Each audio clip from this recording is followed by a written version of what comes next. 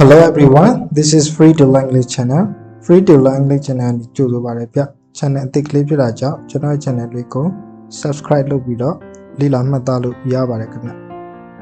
။အခုဗီဒီယိုလေးမှာအဖို့အမတဘာဝကိုအင်္ဂလိပ်လိုလေ့လာမှာဖြစ်ပါတယ်။ Prince မင်းသား Princess မင်းသမီးEmperor Empire အရှင် Empress Empire အရှင်မ Draw ပြားဖို့ Bee ပြားမ Bee ဆိုတာကျွန်တော်တို့မြင်ဘူးသိဘူးပဲမဲ့ပြားလို့ပဲသိရနော်ဒါကအထီးမှအမှမသိဘူးနော်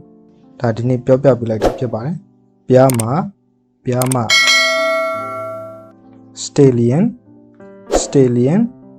မြင်းထီ Mare မြင်းမ Waiter စပွဲထိုးအမျိုးသား Waitress စပွဲထိုးအမျိုးသမီး Heart တရေဖို့ Row တရေမ King ဘုရင် Queen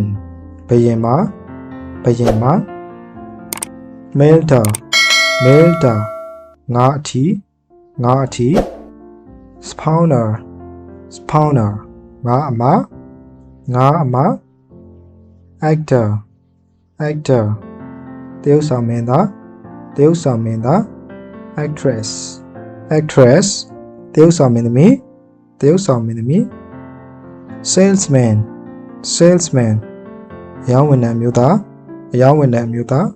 Saleswoman အရောင်းဝန်ထမ်းအမျိုးသမီး Drake ဝမ်းပဲဖို့ Duck ဝမ်းပဲမ Stack စပ်ဖို့ Hind စပ်မ